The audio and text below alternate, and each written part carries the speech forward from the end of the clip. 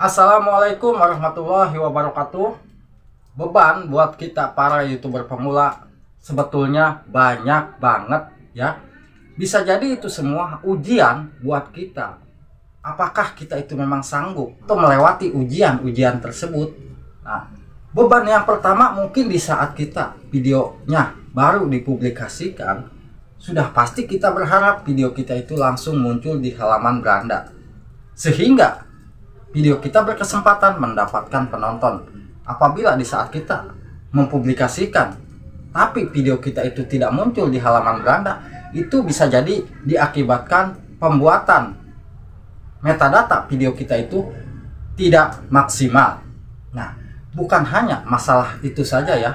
Mungkin saat ini banyak channel-channel yang mengalami untuk pendapatan subscriber dan jam tayangnya itu selalu menghilang.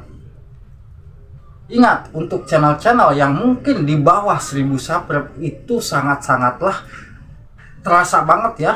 Bayangkan kita mendapatkan subscriber sehari 3 atau 5 saja itu sudah merasa bangga. Tetapi kenapa di sore harinya jam atau subscriber kita itu selalu menghilang? Padahal subscriber yang kita dapatkan itu betul-betul sudah alami nih.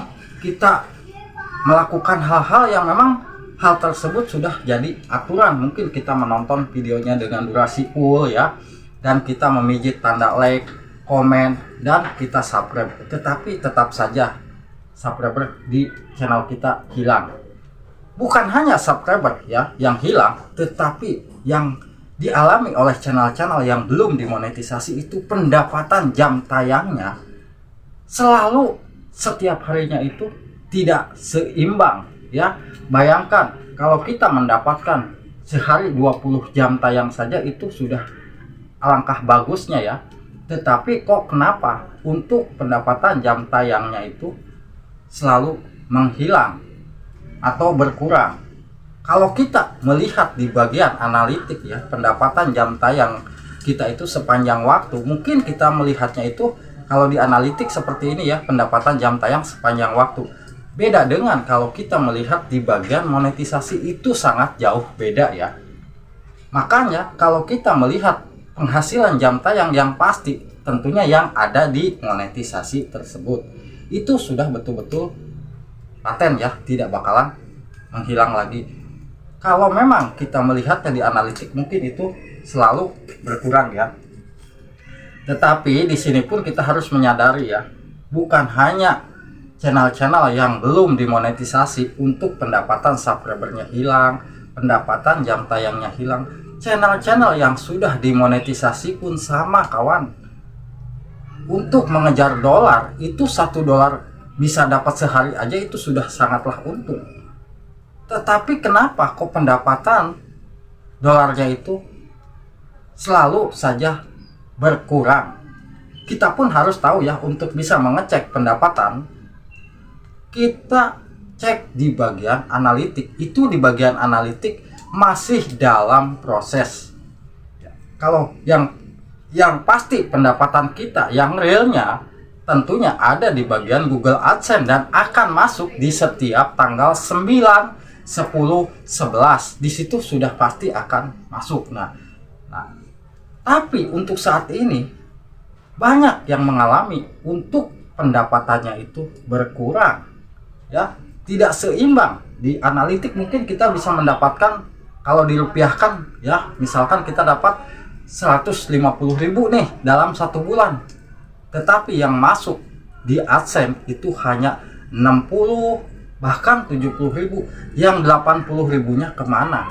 Nah, itu yang banyak dialami ya. Padahal kita tidak melakukan hal-hal yang negatif. Mungkin kita menonton video kita sendiri yang sudah ada iklannya, atau kita menggunakan aplikasi-aplikasi untuk menambah viewer ya. Tetap pendapatan di channel kita itu selalu berkurang. Bukan hanya di channel sahabat ya, mungkin di channel saya pun kalau saya melihat di bagian pendapatan itu sama ya. Pendapatan saya itu tidak normal. Ada yang bilang mungkin ini gara-gara efek tentang teknik-teknik yang mungkin teknik tersebut justru membuat para YouTuber pemula salah jalan. Saya tidak menyalahkan ya untuk teknik ini, bisa cepat mendapatkan rekomendasi. Untuk kita menggunakan teknik ini kita bisa cepat mendapatkan jam tayang. Itu kalau memang kita bisa melakukannya dan perangkat kita itu banyak. Kalau kita hanya mempunyai perangkat HP-nya itu satu, pakai menggunakan teknik seperti ini, itu mungkin bisa jadi dianggap spam ya. Saya tidak bisa menyebutkan teknik tersebut ya, tetapi memang untuk saat ini banyak yang mengalami untuk menggunakan teknik tersebut, mereka menyerah ya, karena mereka ya akibatnya apa ya, sudah capek-capek menonton video channel besar sampai full, tetapi justru pendapatan di channelnya itu selalu berkurang. Mungkin kalau kita yang tahu ya, yang pertama YouTube itu menilai apakah di channel kita itu trafficnya memang sudah bagus. Dan yang kedua tentu yang dinilai oleh YouTube itu settingan di bagian channel kita ya. Coba cek di bagian channel kita. Untuk saat ini banyak YouTuber pemula yang salah di saat kita menyeting di bagian playlist. Playlist adalah sebagian settingan yang memang sudah disediakan oleh pihak YouTube untuk menata video-video kita ya. Playlist itu untuk menata video-video kita, bukan untuk mencampur adukan video-video kita dengan video-video orang lain.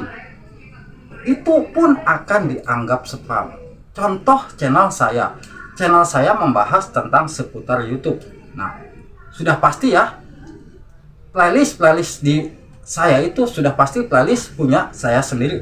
Tetapi kan itu beda-beda judul. Mungkin kalau kita membahasnya tentang Google AdSense, tentang jam tayang, tentang subscriber, sudah pasti saya memisahkan nih cara menambah subscriber.